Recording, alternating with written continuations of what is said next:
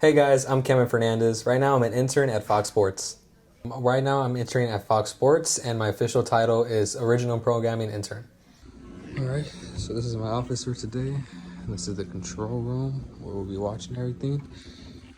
My supervisor will be sitting here and I'll be sitting here for the day. Gonna make some clips, make some edits. Hopefully they go on the show. Yes, sir. A day in the life, it depends. So usually we had to manage rundowns. Sometimes we attend production meetings with producers and we kind of select some things in there. Where I'm just kind of observing. But what I do is hands-on is I go to tape footage and I'll edit tapes. For example, let's say Skip Bayless wants a specific tape for a Cowboys cut. I'll go into the system, find that clip, edit it for him, and it'll go out live on air.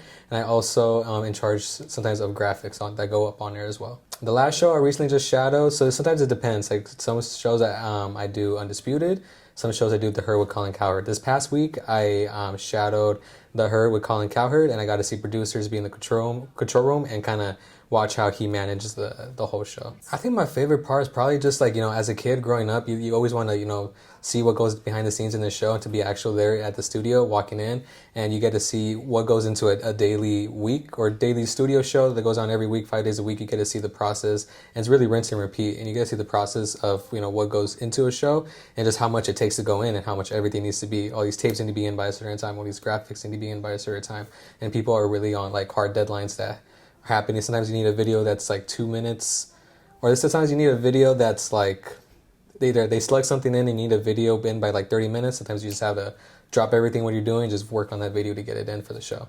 It's a little bit tough because for my house, I live in Anaheim, so to go all the way to Fox Studios, they're in, I believe, Century City, so it takes about 45 minutes to get there. Based on that schedule, sometimes I have to go in at 4 a.m. for Undisputed. Have to be there in the studio by 4 to 4:30 a.m. and it's a little bit tough because sometimes you got to wake up or go to sleep like at 10 or 11. Sometimes it'd be a little sleep deprived, but what really helps is I have a friend who lives here in LA who helps me stay the night at his house when I have to go to Fox. It's only 10 minutes away from the studio, so that does help me as well. Right from the jump, one of my mentors was Tyler Korn. He's one of the Undisputed directors, or Undisputed producers. He's really took me under his wing. Sometimes I have like weekly chats with him and I just catch up, what's been going on throughout the week. And I've been able to really learn from him and like learn what really goes into a sports show and how his career, and like he gives me the tips, what it needs to be a successful producer or a successful on-air talent in the sports industry. People learn from him, and obviously since I've been doing other shows, learning from other producers as well. And not just that, but everyone's been so welcoming there, even from the production assistants. And then I've been getting like, intern treatment. They'll be telling me, hey, give me a coffee, give me like or hey, Skip Bayless needs a coffee, go give it to him. Hey, this guy needs a water, just go give it to him. Like everyone's been super friendly with me.